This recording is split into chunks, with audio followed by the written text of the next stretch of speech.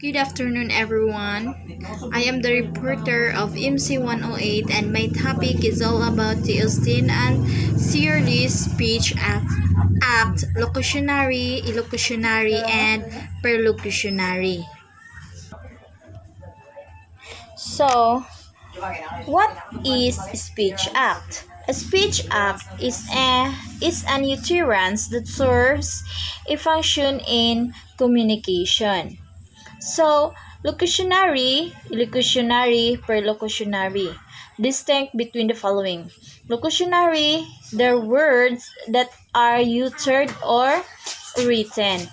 Elocutionary, the speaker's or writer's intention. Perlocutionary, the intended effect. So, examples of illustrated the distinction between the locutionary, elocutionary, and the perlocutionary. So, what happens when you hear the question? Would you close the door? So, the locution here or the intention, the door is open.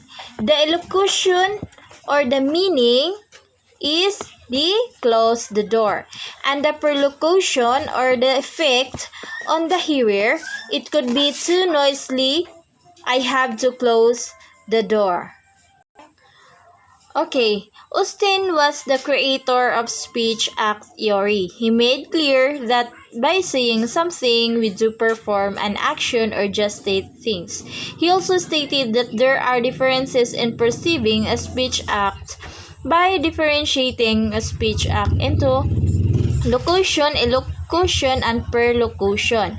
And the last point, he made clear that speech act performatives can be felicitous or infelicitous.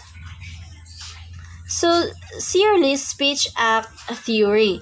Like Austin, Searlesl'S believes that the meaning of a speech act cannot be accounted in the absence of the context. Sentence or types alone do not express prepositions. Sentences in a context are talking express prepositions. So, Austin's many ways of describing same speech act.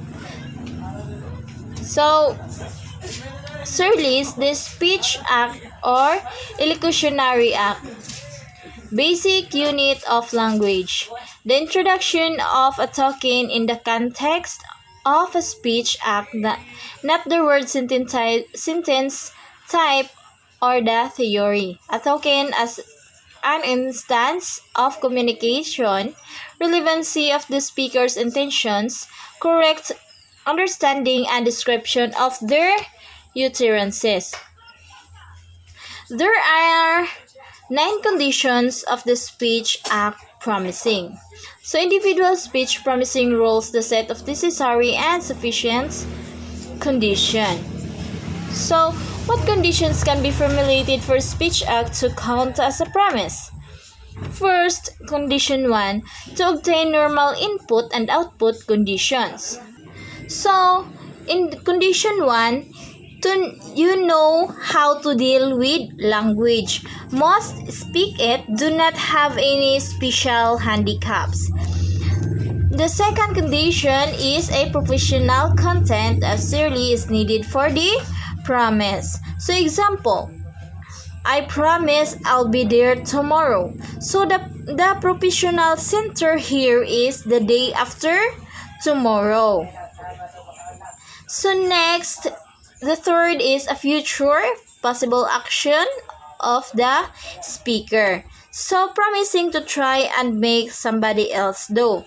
Number 4, promise must be to the advantage of the promisee. So, a promise is a pledge to do something for you. Condition 5, content of promising.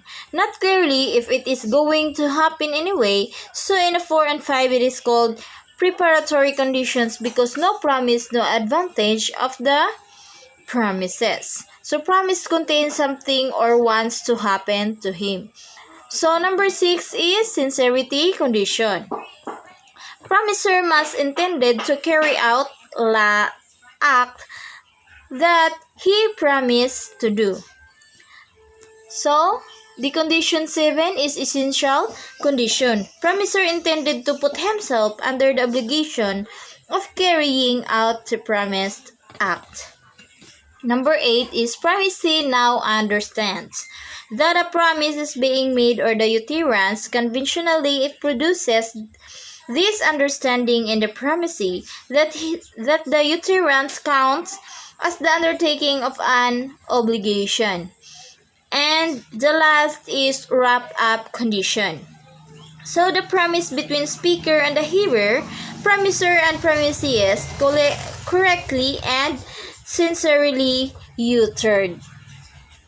So there are 5 classification of speech acts, whereas Searlesl'S divides the elocutionary acts into presentatives, the directives, commissives, expressive, and declaration. So, for example of representative. So, no one makes a better cake than me.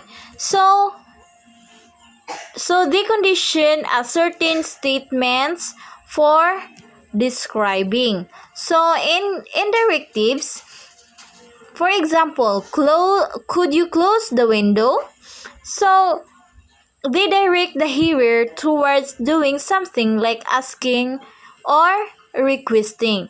Next is commissives. Example, I'm going to Paris tomorrow. So when you hear this, the speaker commits himself to doing something like promising. He promised that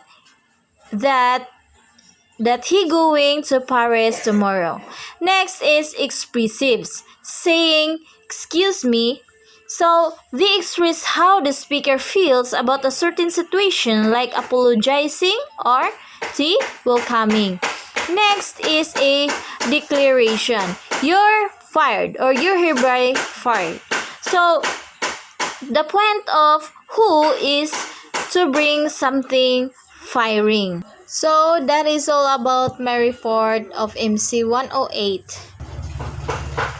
Say Austin and Searlesl'S speech act, locutionary, elocutionary, and perlocutionary.